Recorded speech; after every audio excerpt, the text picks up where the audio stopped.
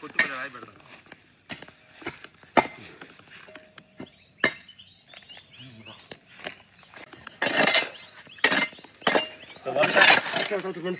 వర్షానికి గిడ్డి పెట్టింది బుద్ధుడు ముందు. మేము లేము ఊర్లో. అట్లాగే మనకు కూడా మన మధ్యలోనే ఇలాంటి వేస్ట్ అంతా పడుతూ ఉంటుంది. అప్పుడప్పుడు ఇలా క్లీన్ చేస్తూ ఉంటే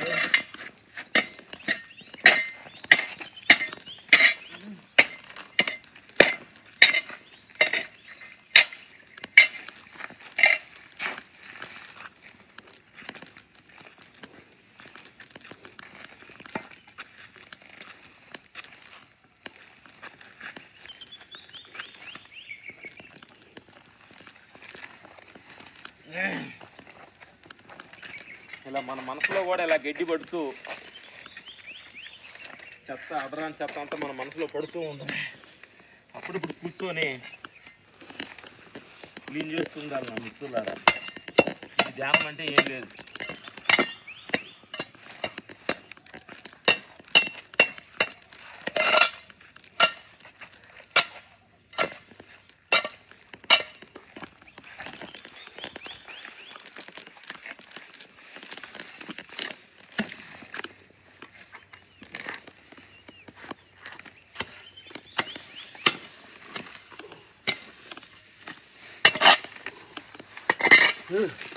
ఇది గడ్డి మన మనసు లోపల అడ్డం చెత్త అంతా వెళ్తూ ఉంటుంది. అప్పుడప్పుడు కూర్చొని క్లీన్ చేసుకుంటూ ఉండాలి.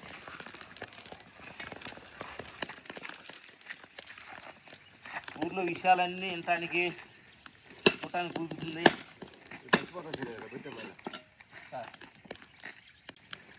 మన చెత్త తీసుకోవడానికి మనకు కుదరట్లేదంటే అది మనతో అజ్ఞానం. అది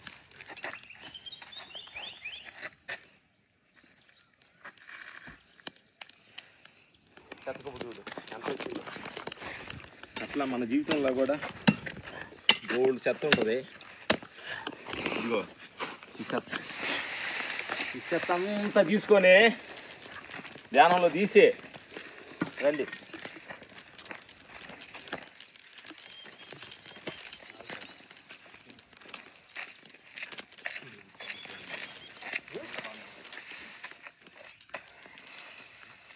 ఇది మిత్రులారా, మన తెలియకుండా కూడా చూసిన దానిలో నుంచి కొంచెం చెత్త, విన్నా దానిలో నుంచి కొంచెం చెత్త, మాటలో నుంచి కొంచెం చెత్త, మనసులో నుంచి కొంచెం చెత్త, దేహ తొలుసులో నుంచి కొంచెం చెత్త పెరుగుతూనే ఉంటుంది. అప్పుడప్పుడు మన మీద మన దృష్టి పెట్టి చెదారాన్ని ఈ చెత్త కడగా ఎవడు రాడు మన దగ్గరికి. మన చెత్త మనం తీసేసుకోవాల్సింది. ఇది ఓన్ చెత్త, ఇది బయట చెత్త కాదు. ఇది చిన్న ఈ మూలం ఉంటున్నా ఈ ఓన్ చెత్త అంటుంది. చిన్న దానిలో కొంచెం చెత్త,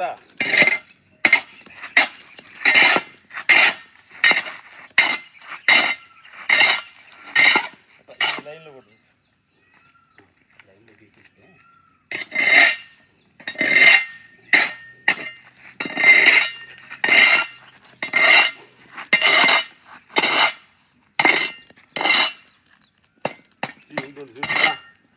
ఈ ఫారెడ్ తెలుసా? గురువు మన చేతుల వలన రాని దాన్ని ఇలాంటి ఫార్ తోటి మా డ్రైవర్ సీను క్లీన్ చేస్తున్నాడు. అట్లే మన వల్ల కానిది కొంతమంది గురువుల చేత క్లీన్ చేపిస్తున్నారు. ఇది చూడండి, ఉదాహరణ చూపిస్తున్నాను మిత్రులారా.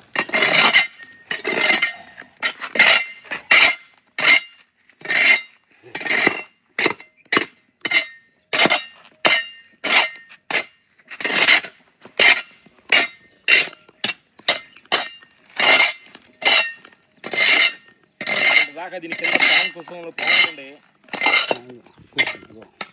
కూర్చొని చూడండి.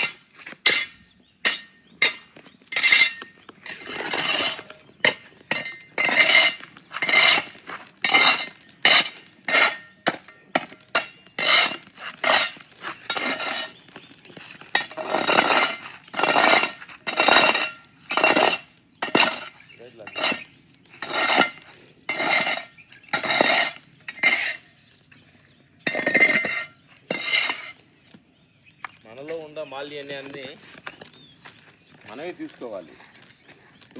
తీరు ఇప్పుడు చాలా మంది నాకు చూస్తుంటే ఇది మాకు ఈ గ్రీన్ బెడ్ చేసినాక అందరితో ఉంది ఏంటంటే చాలా మంది తీర్చి ప్రయత్నిస్తారు. అలాంటి కొండ జరిగిపోతున్నాం మిత్రులారా.